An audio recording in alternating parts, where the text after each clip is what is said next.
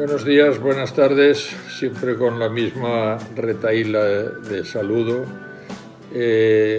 Bueno, estamos empezando un nuevo capítulo, el Padre Caffarel, los equipos y la Iglesia, y vamos a hacer el punto 231, el Padre Caffarel y el equipo.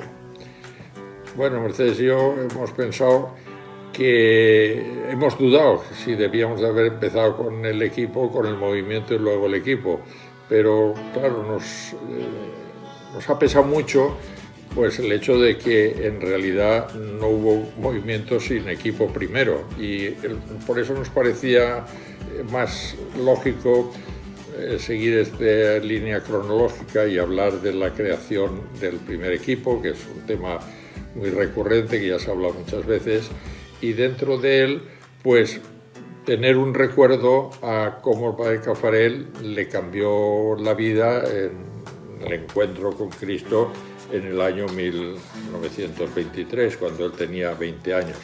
Entonces, pero yo quería decir antes una cosa, que estábamos preocupados porque nosotros nunca hemos trabajado con el Padre Caffarel en un equipo, porque cuando ya entramos al equipo responsable internacional él ya no estaba.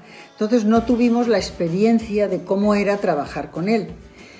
Todos los que trabajaron con él nos han dicho que era muy exigente y por otra parte pues extraordinario. Pero tenemos una experiencia que no todo el mundo tiene, no solo el conocimiento que hemos tenido con él, sino el hecho de haber entrado en los equipos en el año 66 y por lo tanto del 66 al 73, no tanto hacia el final, pero del 66 al 70, por supuesto, esos 4 primeros años de equipo, con aquel largo pilotaje que había, que con la obligación de hacer 3 temas concretos, recibíamos unos cartas, que era la carta mensual de los equipos de Nuestra Señora, que tenía casi siempre un editorial de Padre Caffarel, unos editoriales espectaculares que con el paso del tiempo pues los volvemos a leer y nos siguen impresionando. De hecho, en esa conferencia leeremos alguno de ellos para que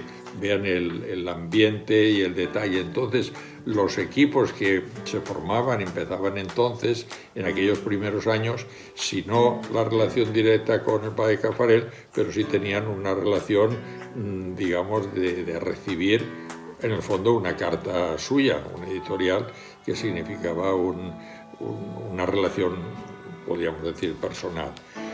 Bueno, entonces volviendo a lo que estábamos diciendo antes, el año 1973, el año de su salida, que ya hemos dicho repasando la vida de Padre Caffarel en el capítulo anterior, dio una conferencia donde volvía a recordar lo que le pasó en aquel año famoso 23, es decir, 50 años antes. Entonces, él recuerda y dice más o menos no exactamente estas palabras. Y dice, en el fondo, los principios del movimiento se remontan más allá de esos 35 años, se remontan a los 50 años, hace referencia a ese año 23. Es porque en el mes de marzo de 1923, hace exactamente 50 años, un día yo tomé conciencia de la existencia de Cristo, de la vida de Cristo, del amor de Cristo, de la relación de amor entre Cristo y el hombre, y en qué consiste la vida cristiana. Y eso ha sido para mí la línea de punto, de marcación, de salida, digamos, de cambio de ruta, digamos. Y es por eso que me pierdo las líneas, no es que no sepa. Y eso me ha marcado desde ese día y yo solamente desde de entonces no he tenido más que un deseo. Yo mismo entrar lo más posible en la intimidad con Cristo y también ese otro deseo de llevar a las otras personas a eso mismo, porque eso ha sido capital en mi vida. Eso me ha dado la alegría de vivir, la gracia de vivir, el impulso de vivir Y yo no puedo más que desear para los otros que este encuentro con el Cristo viviente, que tengan ese encuentro con el Cristo viviente, este descubrimiento de que Dios es amor. Bueno, es una confesión muy bonita desde el recuerdo de lo que fue su vocación en ese momento y lo que significó para él y que marcó toda su vida. Nos parecía bonito empezar con esto para luego pasar a otros momentos. Este señor que lo escribe hace un comentario que a mí me encanta. Dice: ¿cómo no quedarte impresionado por el entusiasmo con el cual el padre Caffarel habla de su encuentro con el Señor? Él, tan avaro en confidencia sobre sí mismo, se deja llevar por el impulso de la felicidad que el Señor le ha dado, de esa felicidad que le ha dado toda su vida. Y uno tiene la impresión de que canta, porque repite: tomé conciencia de la existencia de Cristo, de la vida de Cristo, del amor de Cristo, y todavía más, esto fue capital en mi vida, eso me dio la alegría de vivir, la gracia de vivir, el impulso para vivir. Y este señor que cuenta eso dice: nunca he conocido al padre Caffarel, conozco su voz por los... ¿cómo se dice eso? Por lo que está grabado, por los grabados. Pero tengo su voz en mi oreja. Me parece escucharle comunicarnos su fe, su amor por Dios. Esa voz ninguno de nosotros puede olvidarla. Y es verdad. Yo también me acuerdo de la voz del padre Caffarel. Vamos a tratar un día, a propósito de lo que ha dicho Mercedes, de si pudiéramos pasar un trocito de algún registro del padre Caffarel. Sería muy bonito porque estamos hablando de la voz, pues hay que oírla, claro. Entonces vamos a ver si podemos organizar eso. Pero otro día. Se les quedaría también. Bueno, y entonces hemos encontrado una cosa muy interesante de cómo empezó, porque claro, como hemos elegido el equipo, pues la primera reunión de equipo, y había siempre muchas dudas de quién había tenido la iniciativa, si las parejas o el padre Caffarel o el conciliario. Entonces, Jean Alemán, que es el que ha escrito su biografía, nos dice aquí que siguió buscando. Cuando acabó la biografía, pues seguía interesado en saber más y que encontró, en el año 2000, tuvo acceso a la correspondencia inédita de dos esposas del primer grupo. Una que se llamaba Rosanne de Montmajon y la otra Madeleine d'Ailly. Una correspondencia que la hija de una de ellas había conservado. Y entonces al leerla vio que efectivamente la iniciativa fue de las parejas. Dice, es lo que se ve después de leer una carta muy larga de la primera a la segunda, y que en la que la primera le dice a la segunda: ¿quién llevará el grupo? ¿Quién dirigirá nuestro grupo? Y dice ella: a priori me parece que el que llevara el juego de lo que vamos a empezar a hacer debería ser una pareja. Es seguro, pero con un poco de matización por el hecho de que los maridos están muy ocupados en general. Y entonces es difícil que trabajemos juntos, mi marido y yo. De todas maneras, inegalmente en cuanto al tiempo consagrado, pero sí que podemos hacerlo en cuanto al impulso a darle. Así que la iniciativa viene de las parejas. En francés utilizan entonces, en aquella época, otra palabra, le ménage. Las parejas. Eran parejas muy jóvenes, pero ya bien jóvenes, pero bien metidas en la vida, porque los Montmajon tenían 4 niños ya, luego tendrían 6 y los d'Ailly 2 y luego tendrían 5, o sea que eran parejas, pero ya formadas, ¿no? Entonces, falta encontrar el sacerdote que acompañará al grupo. Y las dos mujeres piensan espontáneamente a aquel que ya las guía espiritualmente, con el que se confesaban, el abbé Caffarel. Entonces, con esperanza, porque conocen su valor, pero también, y es muy curioso, con un poco de reticencia, conociendo su fuerte personalidad. Y eso nos da un retrato del padre Caffarel que merece que lo veamos, ¿no? Porque ella, esta Rosanne, una de ellas, dice: otra cosa que te tengo que decir antes de hablar de todo esto delante del padre Caffarel, del abbé Caffarel, Pierre, su marido, que lo quiere tanto como yo, y lo aprecia tanto como yo, encuentra a priori un poco peligroso como conciliario.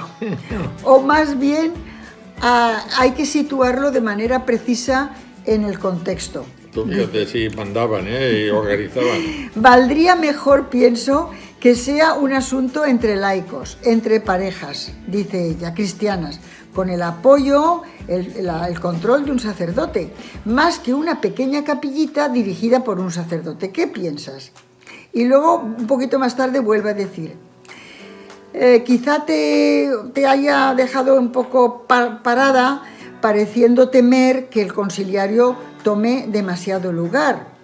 Dice, quizá es un reflejo porque eran chef scout, ella era claro, de escutismo, pero de todas maneras me acuerdo del recuerdo de una conversación con el abbé Huet, amigo y dirigido por el abbé Caffarel, que lo venera absolutamente y que sin embargo nos decía que no podía ser conciliario de nada sin invadir excesivamente a causa de su gran personalidad y no dejar que los laicos tuvieran suficiente campo de acción. Y después de pensar cómo podrían ser las reuniones, esta señora le dice a la otra, tenemos que considerarlo si somos los dirigentes de un grupo como este. No podemos, porque nosotros preferimos los laicos, o no, porque nosotros preferimos a todos los que conocemos la palabra y el pensamiento del padre Caffarel, no tener en cuenta el sentimiento de los otros. Así que tenemos que evitar desde el inicio que las reuniones se conviertan en la audición respetuosa de una conferencia de la B, seguida de un vago intercambio tímido y de una oración. Entonces es curioso, o sea, tenían miedo de que el padre Caffarel completamente, por su personalidad, les dejara como de lado, ¿no? Entonces ya se sabe que se lo pidieron finalmente y sabemos también su reacción, que fue busquemos juntos. Es bonito que el padre Caffarel no intentó decir yo os dirijo, sino busquemos juntos. Era el 25 de febrero de 1939, en la primera reunión del grupo, que no se decía todavía equipo. Y yo he recordado también otra cosa que leí, que me la dijo el padre Caffarel en alguna conferencia, que esa idea de que estaban unidos los dos sacramentos, de que los equipos son la unión de nuestros dos sacramentos, orden y matrimonio, también la dijo una señora en una de las primeras reuniones en la oración, porque dijo, gracias Señor te damos por la unión de nuestros dos sacramentos, orden y matrimonio, y al padre Caffarel le pareció muy bien y cogió esa idea. Así que las señoras, a pesar de ser en aquella época, bueno, eran bastante combativas. Bueno, y luego, eso es el principio, queda claro que fue una iniciativa de las parejas. Y el padre Caffarel dijo en un momento, es necesario que os precise que la voluntad de Dios sobre nuestro movimiento, yo no la he conocido por revelación, que he intentado descubrirla poco a poco y descifrarla en los acontecimientos día tras día, como vosotros padres intentáis de discernir la vocación de un niño cuando lo vais siguiendo su evolución con un amor atento. Dice, desde el día ya lejano en el que joven sacerdote yo recibí la visita de una pareja joven deseosa de ser ayudada en su marcha hacia Dios, hasta hoy, delante de una inmensa asamblea que había en aquel momento, yo siempre... Sí, porque para centrar, es que esto es una conferencia de padre Caffarel en la reunión de Roma de 1959, el encuentro de Roma, donde trazaba vocación e itinerario de los equipos de Nuestra Señora, es decir, también un poco lo histórico de los equipos. Sí, bueno, yo acabo. Es que me gusta porque vuelve a decir, delante de vosotros, inmensa asamblea, yo siempre me he esforzado de comprender las necesidades y las aspiraciones de los hogares cristianos y de percibir en ellos los movimientos de la gracia a fin de ayudarles a corresponder alegremente y generosamente. Bien, entonces es una actitud muy bonita, porque es una actitud de respuesta y estar atento no solo a las necesidades, sino también a las aspiraciones de esto. Entonces, dice, remontando el río hasta su inicio, eso eran 4 hogares ricos de un amor completamente nuevo, porque eran cristianos convencidos, no querían vivir su amor al margen de su fe, y como no tenían unas ideas muy precisas sobre la doctrina del matrimonio, pero sí una intuición muy viva que les llenaba de esperanza y les condujo al sacerdote, de que este amor humano, que es nuestra riqueza y nuestra alegría, no es posible que Dios no piense algo de muy bello y de muy grande sobre él. Queremos conocerlo y es necesario que usted nos ayude a conocerlo. Es un poco, ese es el principio del nacimiento, que lo hizo también cuando nacieron el Centro de Preparación al Matrimonio, sí, y las viudas. Sí, es importante dentro del marco de este diplomado el ver que todas estas reflexiones significan el interés que han tenido unos y otros en profundizar por la historia del movimiento, sus antecedentes, y profundizar en el padre Caffarel. Esto que ha leído Mercedes es del segundo coloquio que se hizo sobre el padre Caffarel para investigar y andar más profundamente en el tema de su beatificación. Por lo tanto, historiadores y teólogos y personas que le conocieron pues han actuado en estas conferencias, y por ejemplo esto es a mí me parece espectacular, de correspondencia entre estas dos mujeres, porque señalan una situación de gente muy formada ya en la Iglesia de Francia, sí, en aquella época. Sí, claro. Bien, bueno, pues esta es la primera parte de la parte contratante que se decía en el libro, en la película de los hermanos Marx. Vamos. No, yo es que no me has dejado decir una cosita del final. Es que he querido decir para situarlo. Ya lo he perdido. Bueno, da igual. Que de todas las maneras, él empezaba... ¿Estaba aquí? No. Él empezaba... no sé dónde está. Aquí está, me parece. Sí. Que empezaba de la misma manera, que era... No lo sé. Bueno, responder a una necesidad, empezar con un grupo pequeño e ir haciendo una prueba. Cuando lleva un poco más adelante, sí, hacer una regla, que es la carta fundacional, y luego continuamente ir revisándola para que la pedagogía estuviera adecuada. Entonces aunque ustedes van a tener, queremos una charla y eso sobre la carta fundacional, pues solamente era decir un poquito de lo más importante, que es la mística, porque, claro, él veía que los matrimonios no tenían una formación, y en Francia el cristianismo de aquella época lo tenía, pero en muchísimos otros sitios, en España mucho menos, cuando se extendió por otros lugares menos, o sea, y uno de los puntos de la mística de los equipos fue exactamente eso. Podías leer solo este trocito. Sí. Ayuda mutua. Dice, no hay vida cristiana sin fe viva. No hay fe viva y progresiva sin reflexión. En realidad, muchos cristianos casados renuncian a todo esfuerzo de estudio y meditación porque no se dan cuenta de su importancia o por falta de tiempo, de dirección y entrenamiento. Por eso su fe permanece siempre imperfecta y frágil. Su conocimiento de los planes divinos y de las enseñanzas de la Iglesia es muy superficial y fragmentaria. Conocen mal los caminos de la unión de Dios. Tienen una idea muy pobre de las realidades familiares, matrimonio, amor, paternidad, educación, etc. Consecuencia, poca vitalidad religiosa y radiación muy limitada. Los matrimonios de los equipos quieren reaccionar y en consecuencia se esfuerzan en profundizar sus conocimientos religiosos y en medir las exigencias de Cristo y ajustar a ellas toda su vida. Persiguen este esfuerzo conjuntamente. No se trata solo de conocer a Dios y sus enseñanzas, sino de ir a su encuentro. Al estudio hay que añadir la oración.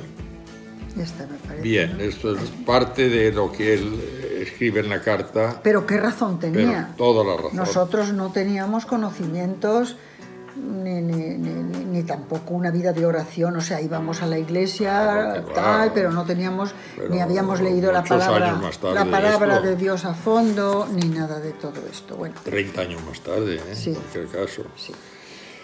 Vale, entonces, esto es lo que ha leído Álvaro, solamente ese trocito de la carta fundacional, porque seguro que la tienen, la leen y hemos visto que en el módulo siguiente tienen un tema específico sobre la carta. Sí. En el contenido del punto, no me acuerdo cuál es, pero tienen uno específico y por tanto pues lo van a ver tranquilamente y profundamente. Luego solamente queríamos dos cosas que se nos quedaron grabadas porque nos las dijo el padre Caffarel a nosotros en una conversación personal cuando nos eligieron responsables del equipo responsable internacional. Pues claro, era el primer matrimonio no francés, habían sido franceses los anteriores y conocedores del padre Caffarel a fondo, nosotros no, y pedimos verle. Y yo recuerdo, nos habló de muchísimas cosas que quedamos muy impresionados, pero recordamos dos que nos dejaron todavía más impresionados una, están aquí. Sí. Nos decía personalmente el padre Caffarel, renovar el movimiento solo se consigue ahondando en el carisma que es don del espíritu, uniéndose a su crecimiento interno. Es como si después de haber encontrado una fuente que emana agua abundante, al parecernos que comienza a faltar, nos fuéramos a buscar el agua en otro sitio. Lo que hay que hacer es ahondar allí donde es seguro que está la veta del agua. Otra de las confidencias, otras de las reflexiones que nos hizo personalmente el padre Caffarel cuando estuvimos en Trosir. Y decía lo siguiente, hablando sobre la misión, decía lo siguiente: los equipos son un movimiento de iniciación en el sentido que aceptan a las parejas allí donde están, pero son sobre todo un movimiento de perfección, no en el sentido de ser un movimiento que busca la perfección moral. No están llamados a la perfección de la moral, lo que nos haría orgullosos y nos alejaría de los demás. La santidad no es la moral, es vivir una vida de hijos de Dios. Por lo tanto, hay que acercarse a las parejas, cada una en su situación, pero no hay que rebajar la exigencia. El pequeño novicio tiene derecho a saber desde el principio a lo que ha sido llamado. Se trata de un camino que se anuncia y se va viviendo cada vez con mayor profundidad. Sí, yo recuerdo que cuando empezamos nosotros, como él dice, había primero 3 temas de estudio, sí, que se llamaba Vías de unión con Dios, fecundidad, amor y matrimonio, que los tenías que hacer preciso todas las parejas que entraban en los equipos y luego ya podías elegir de otros temas en un elenco grande que había de temas, pero estaba pues muy organizado, muy controlado. Las obligaciones, que se llamaban entonces obligaciones, y luego puntos concretos de esfuerzo, pues en un papel cifrado ponías una X si la habías cumplido o no, por escrito. El tema de estudio se debía hacer por escrito. Sí. Había una reunión previa a la reunión, sí, en la que teníamos que reunirnos también con el conciliario para preparar la reunión. Había matrimonios enlace, que en muchos países han perdido. Sí. Había una serie de cosas que definía una formación muy profunda, lenta, ¿no? Como decía ahí el padre Caffarel, pero poco a poco en profundidad, avanzando cada vez más. Lenta, para nosotros fue era revolucionario. Claro, lenta. Sí. Entonces, pues hemos estado intentando recordar nuestros inicios con ese tipo de reuniones, que al final no pudimos hacer la previa y la otra, porque es que para el conciliario también era doble vez que tenía que venir, reunirse con nosotros para prepararla. Nosotros, nuestro conciliario, que era el jesuita Federico Sanfeliu, lo hacía, el pobre venía, y luego a la otra reunión, pero finalmente eso no continuó. Fue decayendo, sí. Pero hubo muchos años que lo hicimos. Hubo muchos años que lo hicimos, porque el padre Caffarel quería que nos formáramos bien, era un deseo muy importante. Y entonces hemos estado buscando precisamente los títulos de los editoriales, como ha dicho Álvaro, de la Carta de los Equipos, que normalmente el editorial o lo escribía el padre Caffarel o el centro director. Y el centro director estaba formado por 2 matrimonios más el padre Caffarel, 2 o 3 matrimonios más el padre Caffarel. Y claro, indican mucho cuando los lees pues cómo se vivían aquellos años, y eso que ya eran, por lo que yo veo, 1967. 67, o sea que los equipos ya llevaban bastante tiempo funcionando en Francia, también luego pues en otros lugares, en Bélgica. Entonces hemos elegido algunos editoriales porque nos han parecido muy significativos, y ya sabemos que nos sabe mal leer tanto, pero para que sea verdaderamente el padre Caffarel el que hable, tenemos que leer, no podemos nosotros tampoco reinterpretar. Entonces Álvaro va a leer uno que es del año 1967 y que se llama Presentación. Si alguien nos pregunta qué son los equipos de Nuestra Señora, responderíais a buen seguro: son una realidad compleja, imposible de definir en una frase. Encontramos en ello un encuadramiento de responsables que en sus distintos niveles contribuyen a la cohesión del conjunto, una espiritualidad llamada conyugal, una pedagogía que se propone hacer descubrir esta espiritualidad a los hogares y ayudarles a vivir de ella, unas obligaciones a las que se someten cada miembro y cada matrimonio. Hay reuniones mensuales. Y si vuestro interlocutor, espíritu exigente, insistiera: ¿pero qué es lo esencial?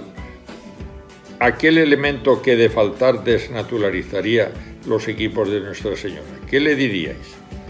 En cuanto a mí, si me planteasen esta pregunta, no vacilaría en responder en que la respuesta fuese: la organización podría ser distinta, la pedagogía, las funciones de los cuadros, las reglas podrían ser modificadas, pero los equipos de Nuestra Señora no quedarían radicalmente transformados.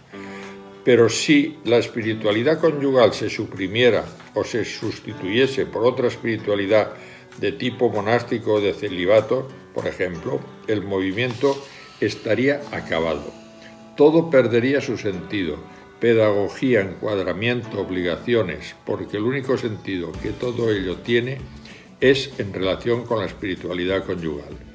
Por otra parte, la historia de los equipos nos lo informa así: la espiritualidad conyugal fue la primera en aparecer. Los distintos elementos que acabo de enunciar no intervinieron sino más tarde. No temo pues decir: la razón de ser del movimiento, su finalidad, es la de conducir a sus miembros al conocimiento de la espiritualidad conyugal y a vivir de ella. Por esa razón es altamente importante que los miembros de los equipos sepan claramente qué es esta espiritualidad, y de ahí las ideas de un número especial de la carta mensual sobre este tema. Déjame, que queda una cosa muy importante aquí también, que me parece que también era de él, este segundo. No lo sé, porque no lo pone. Sí, lo pone. Sí, después de haber definido... No sé. El abbé Caffarel presenta un cierto número de falsificaciones de la espiritualidad conyugal, o sea que es también del padre Caffarel.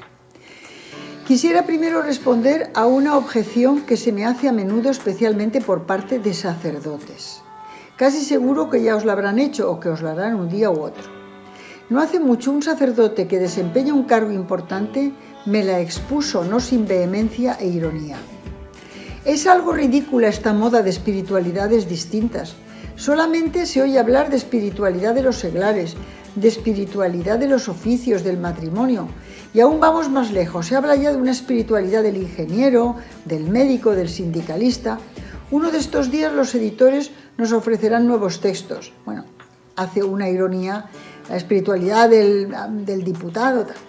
Mejor sería decirles a todos, seguía mi interlocutor: sed cristianos las 24 horas del día, poned todo el Evangelio dentro de vuestra vida, no hay más que una espiritualidad, la del Evangelio. Le respondí que no estaba acertado al poner en un mismo plano unas situaciones tan distintas como las del médico, del hombre casado, del sindicalista, que se imponía una distinción primaria. Las profesiones humanas de una parte y de otra las vocaciones divinas, sacerdocio, vida religiosa, sacramento del matrimonio. Las vocaciones son estados de vida que Dios ha querido para contribuir de modo directo a la edificación y crecimiento del cuerpo místico y para permitir a aquellos que son llamados a ellas santificarse por el ejercicio mismo de su misión y por la utilización de las ayudas y de las gracias particulares que les reserva. Si es así, se impone hablar de espiritualidades distintas propias a cada uno de los estados de vida. Bueno, entonces, en primer lugar, una auténtica espiritualidad conyugal no es en absoluto un plagio de la espiritualidad monástica. Tampoco debe reproducir la espiritualidad del célibe. Estoy haciéndolo cortito, ¿no? Por contra, otro error que yo llamaría comunitarismo espiritual. Es decir, espiritualidad conyugal y familiar es anunciar un arte de vivir utilizando todos los recursos de la naturaleza y de la gracia. El arte de vivir un estado humano santificante. Un estado humano santificante. 2 cristianos bautizados, confirmados, alimentados con el cuerpo y la sangre del Señor, no entran en una forma de existencia simplemente sancionada por el orden legal o bendecida desde el exterior por el sacerdote. No han de santificar su unión como se intenta dar en nombre del bautismo un valor sobrenatural a una profesión o a un cuadro de vida. El estado del matrimonio no es una situación o una condición social. El sacramento lo convierte en un canal de salvación. El matrimonio se santifica dejándose santificar por las gracias del sacramento. Iba saliendo al paso de objeciones. Otro de los títulos, este me toca a mí, un libro perturbador. Un libro perturbador. Bueno, una encuesta llevada a cabo entre unos 300 hogares de los equipos de Nuestra Señora sobre la lectura del Evangelio dio por resultado una respuesta que he leído con verdadero interés. Desde luego no es mi intención daros a conocer sus resultados completos en unas breves líneas. Creo interesante, sencillamente, someter a vuestra consideración algunas reflexiones. Diversos matrimonios confiesan que el solo pensamiento de sumirse en la lectura del Evangelio tienen a menudo la tentación de esquivarlo. Sin duda se trata de una reacción de defensa. El Evangelio nos provoca un poco de temor. Esta frase la he leído en varias respuestas. Y claro, cita aquí, desanimados, inquietos, abrumados, se repiten estas palabras en las encuestas. Cierto es que las exigencias de Cristo van enormemente lejos. Entonces cita aquí algunos textos, claro. No penséis que he venido a poner paz en la tierra, no vine a poner paz sino espada. Nadie puede servir a 2 señores, pues o bien aborreciendo al uno amará al otro, o bien adhiriéndose al uno menospreciará al otro. Es más fácil que un camello entre por el ojo de una aguja que entre un rico en el reino de los cielos. Nadie que después de haber puesto la mano sobre el arado mire atrás es apto para el reino de Dios, y otras muchas más. Entonces dice, ¿y no será que este ideal, que en toda su incandescente pureza es para que ajustemos a él nuestra vida y para que confrontemos nuestra manera de pensar y de vivir de acuerdo con sus exigencias? ¿No será que esto nos molesta ¿por qué esto nos molesta de una manera tan despiadada? Necesitamos tanto sentirnos satisfechos de nosotros mismos, poder descubrir cosas satisfactorias. Ahora bien, si abrimos el Evangelio, nos vemos obligados muchas veces a desaprobarnos. Pero precisamente es a esto a lo que Cristo quiere enfrentarnos. A nosotros que adoptamos espontáneamente la actitud del publicano: «Oh Dios, ten compasión de mí que soy pecador». Descubrir que somos pecadores y que no podemos liberarnos nosotros mismos, por mucho que lo deseemos, es pues reconocer que necesitamos absolutamente de un Salvador. He aquí la primera convicción que quiere llevar Cristo al ánimo de todo hombre. Bueno, y entonces continúa, no cabe duda que es difícil realizar el ideal evangelio, pero lo aceptamos y nos adherimos de antemano reconociendo cuán alejados estamos de él.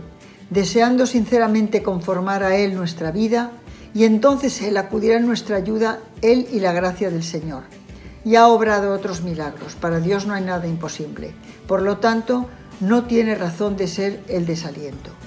Pero evidentemente, si no queremos vernos expulsados de nuestro amor y estima propios, debemos guardarnos de abrir el Evangelio. Se trata de un libro enormemente perturbador.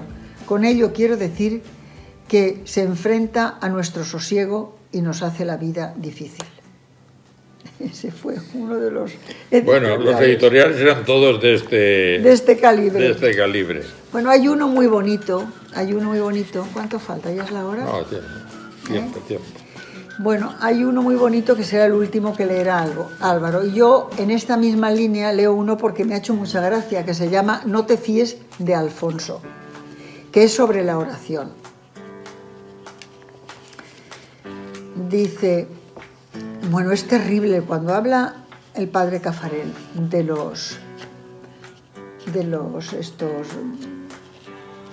el Evangelio de los hipócritas. Es terrible lo que dice.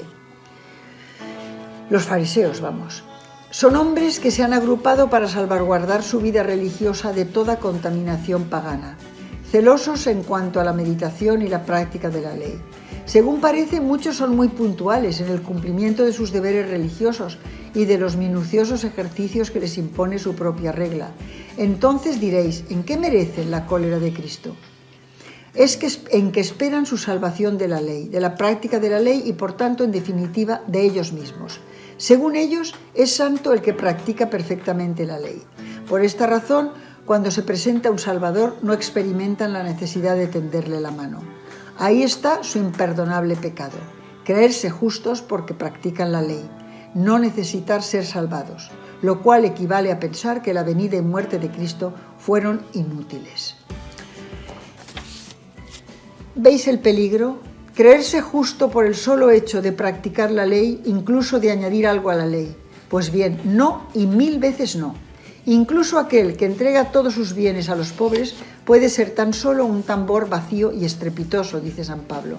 Para ser justos a los ojos de Dios no basta acomodarse a unos mandamientos, es preciso tener consigo el Espíritu Santo y la caridad que difunde en nuestros corazones.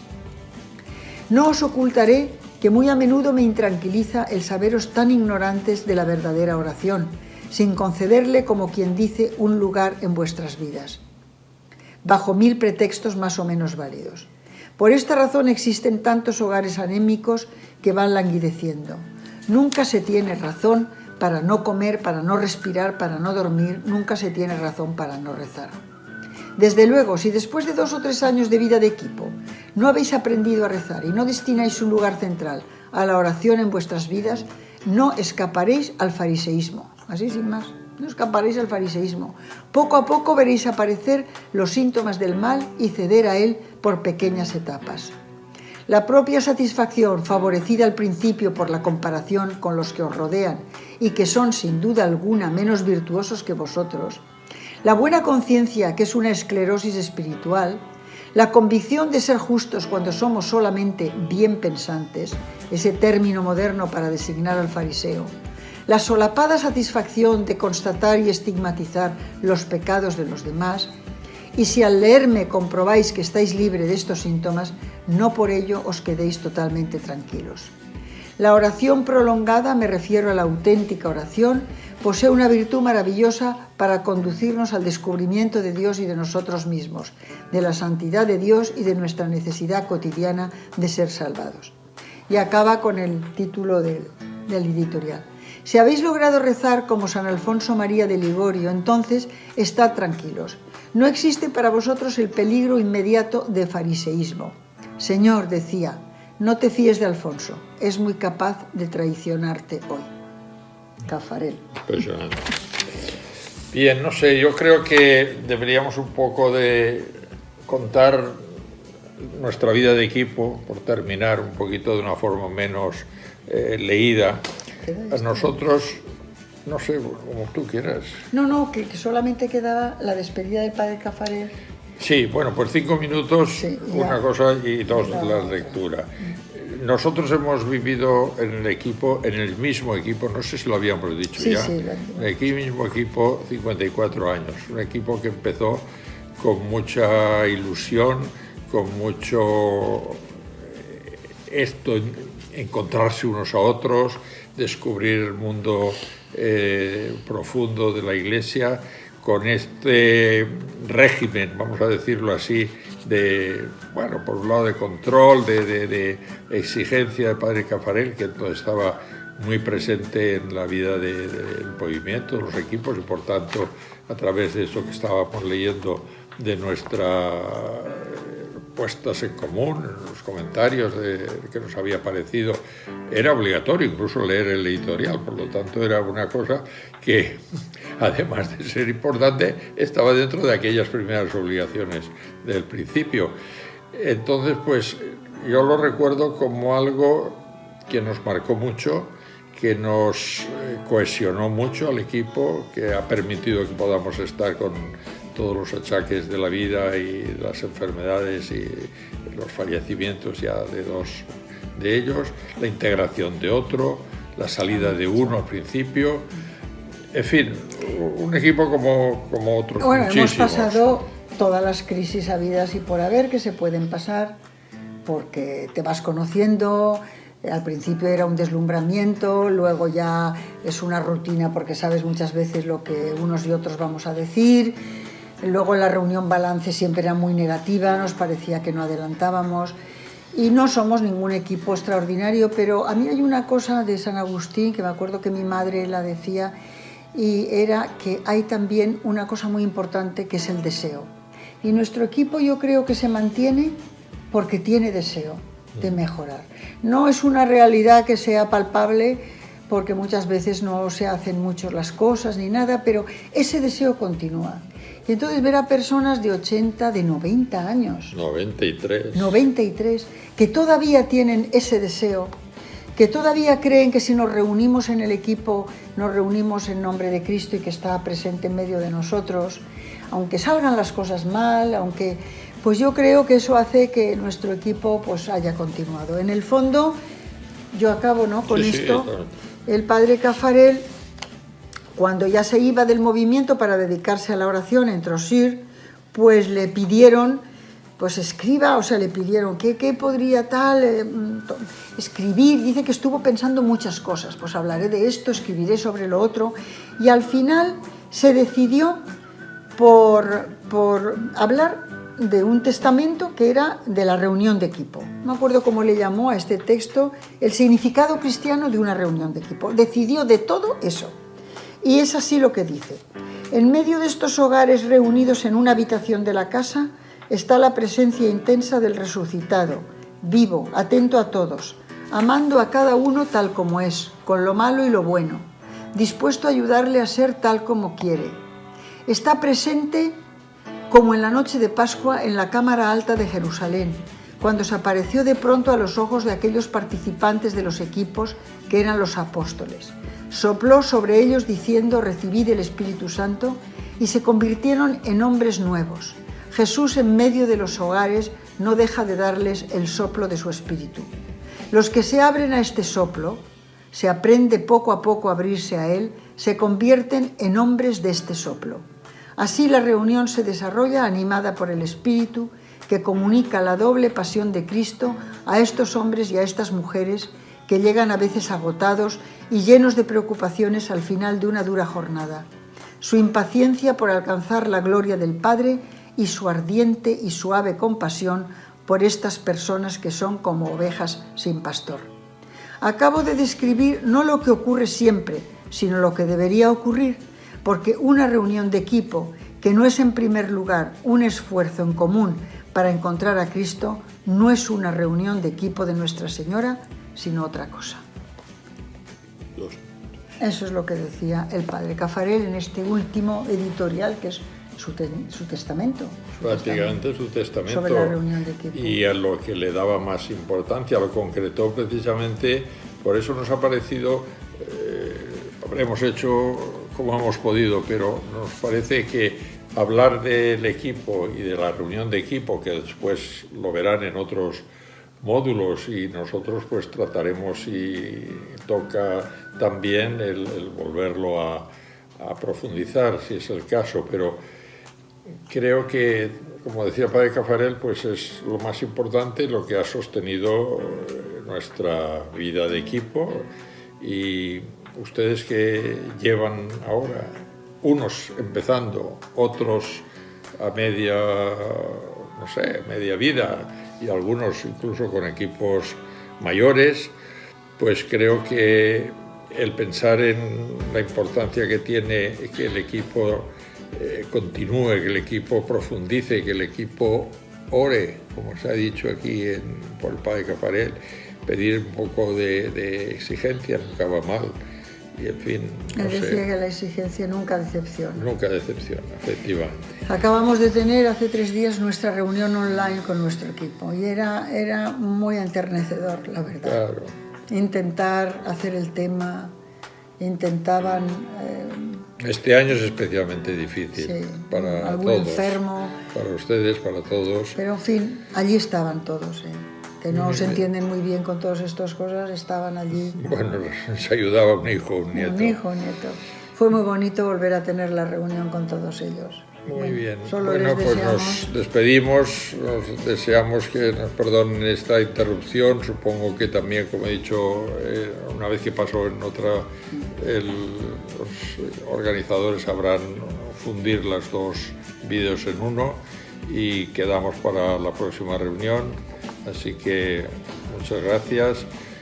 Buenos días, buenas tardes, buenas noches, queridos sacerdotes conciliarios. Hasta la próxima. Adiós. Hasta la próxima.